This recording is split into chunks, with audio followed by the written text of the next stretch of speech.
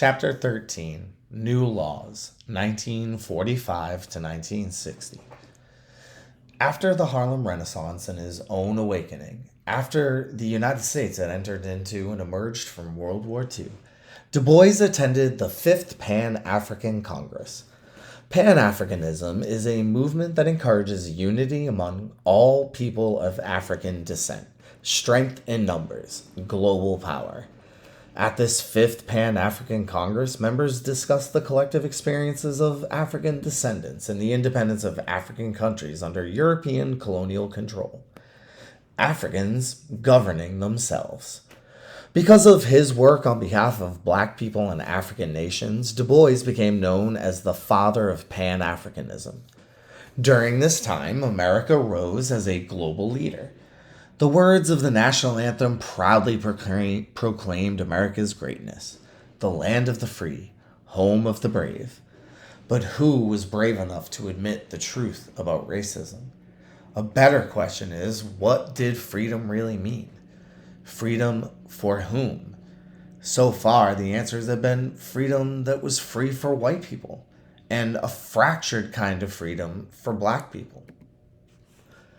Lawyers were battling in court to address questions about freedom and equality.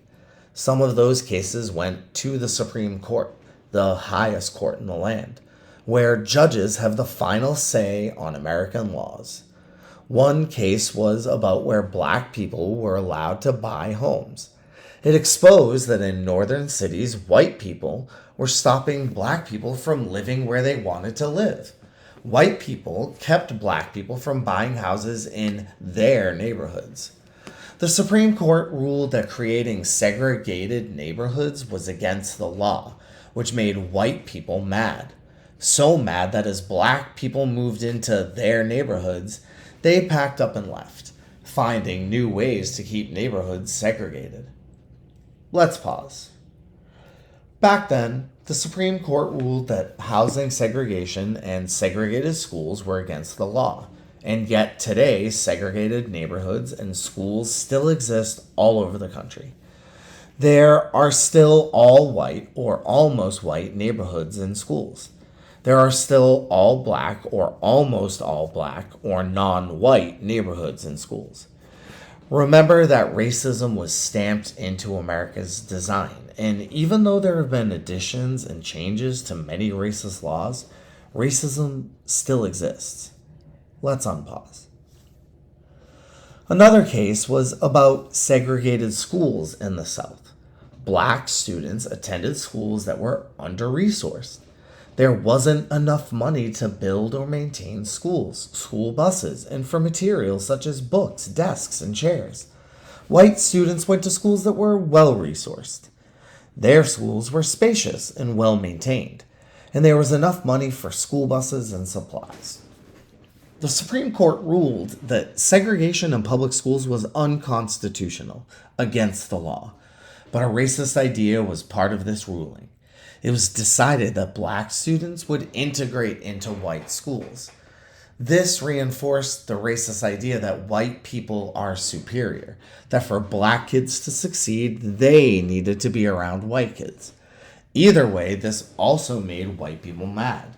So mad that when black students showed up at their schools, mobs of white people showed up too.